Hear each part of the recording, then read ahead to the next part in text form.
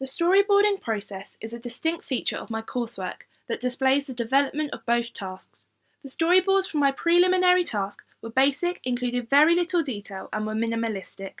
This resulted in my final shots completely following the draft, making them also appear very basic and simple.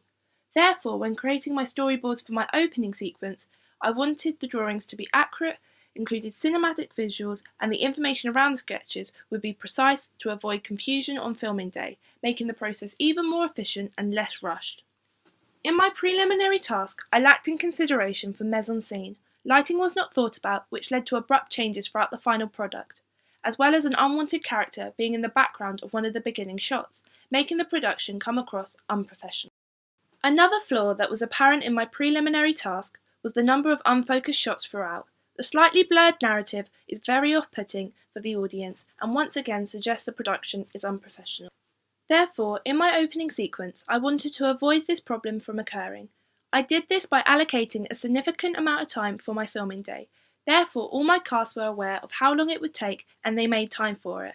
This resulted in my filming being efficient because I could check then each shot of my camera, making sure it was in focus to improve my opening sequence. I also made sure there was no unwanted extras that were apparent.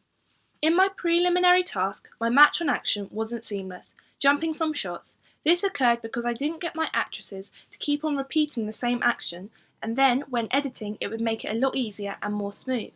Therefore, on my filming day, for my opening sequence, I got my actor and actresses to keep on repeating scenes to avoid jumping match on action. So, by the time it came to editing of my opening sequence, I knew and understood the software Final Cut Pro and iMovie better, which allowed me in turn to edit and use match on action effectively in my opening sequence. I believe this continuity technique adds interest and engages the audience to the simplistic narrative. I have developed my editing skills on Final Cut Pro, iMovie and GarageBand. The different uses for the software, either for the animatic or editing different productions, has enabled me to understand the variety of functions the software offers. For example, I've created a filter for specific shots of my opening sequence, both on Final Cut Pro and iMovie. I did find it very difficult to produce the right filter though on Final Cut. It came across too warm toned and not conventional of a crime drama production. This was noted by my focus group. However, iMovie made the creation of the filter super easy. The colour correction tool allowed me to create the conventional blue tinted filter effortlessly. Before my preliminary task, I had not used GarageBand before. I attained several skills on GarageBand when creating my opening sequence because I created my own soundtrack from the base of Metropolitan Fair. I edited this into different sections because I felt the whole track did not replicate my visuals very well. I used functions like the dynamic changer and cropping tool to create the final soundtrack. This was a vast improvement from my preliminary task music.